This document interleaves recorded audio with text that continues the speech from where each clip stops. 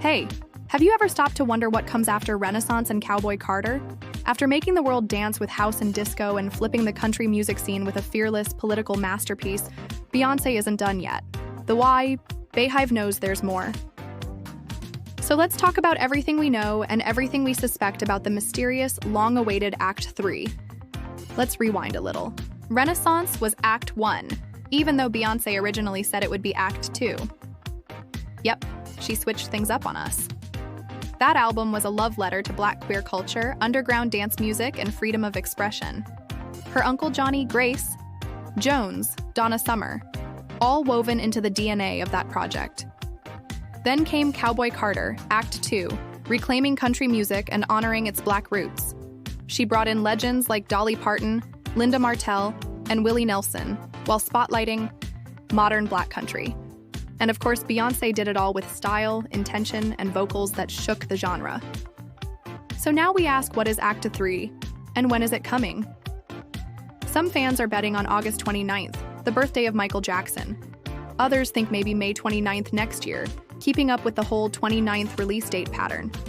She does love a coded drop. And get this. After Renaissance, Beyoncé released My House, where she whispers, Renaissance, new revolution. People think that's a major clue.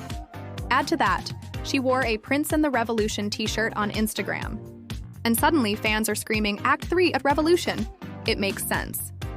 Purple Rain, the iconic album Prince released with the Revolution, turns 40 on June 25th. And Prince was already honored in the Renaissance era.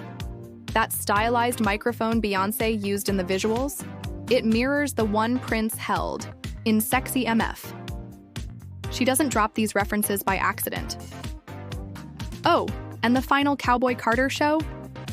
It fell on Betty Davis's birthday, the funk rock pioneer Beyoncé dressed as for Halloween not long ago. Was that another clue? So what genre are we talking? Let's break down the theories. A big one, rock. But not just any rock, it's Black rock. Rock and roll was born in Black culture and then whitewashed. So maybe Beyoncé is reclaiming it, just like she did with house and country. Another theory. She's blending genres like jazz, funk, gospel, blues, a full sonic exploration of Black musical history. Think electric guitars, soulful brass, heavy drums, and her voice carrying it all. And here's where it gets even deeper.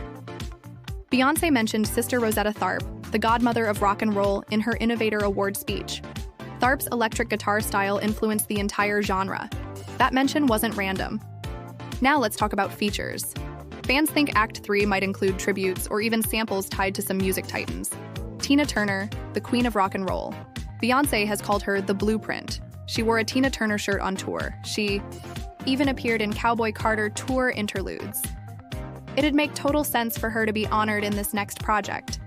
Little Richard, the man who practically invented the rock and roll sound with Tutti Frutti.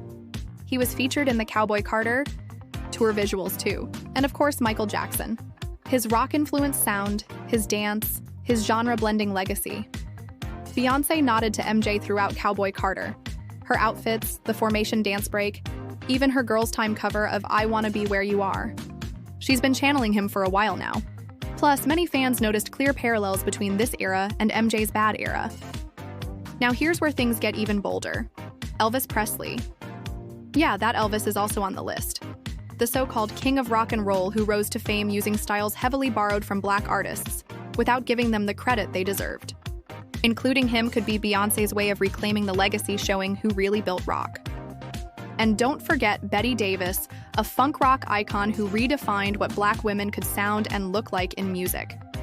Beyoncé's Halloween costume and the Cowboy Carter finale falling on Betty's birthday? That's Beyoncé being intentional.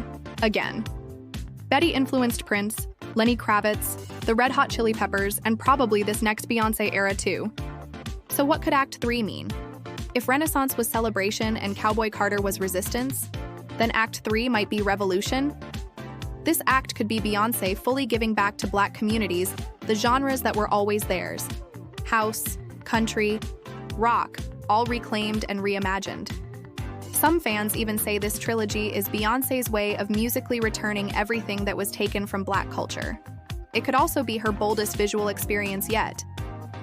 Renaissance and Cowboy Carter had almost no official music videos.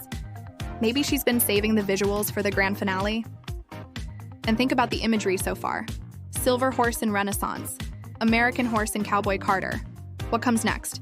A Pegasus? A spaceship? Something divine? A skeleton? A few more fun details for the deep divers. Beyoncé used Prince's I Would Die For You in an edit shortly after Cowboy Carter dropped. There's numerology happening. 16 tracks in Renaissance, 27 in Cowboy Carter. Could Act 3 have 32 or 38? Some fans think she's working with reverse Fibonacci numbers. Others say My House was her abduction moment, symbolically moving into a new era, another world. And let's not ignore that Prince, Tina Turner, Little Richard, Betty Davis, MJ, all of them challenged racial and gender norms, pushed sonic boundaries, and changed the game. That's not just inspiration, that's a spiritual foundation.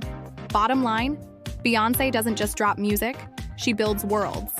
And Act 3, it's shaping up to be her most powerful one yet. Will it be rock, funk, jazz, or something totally new?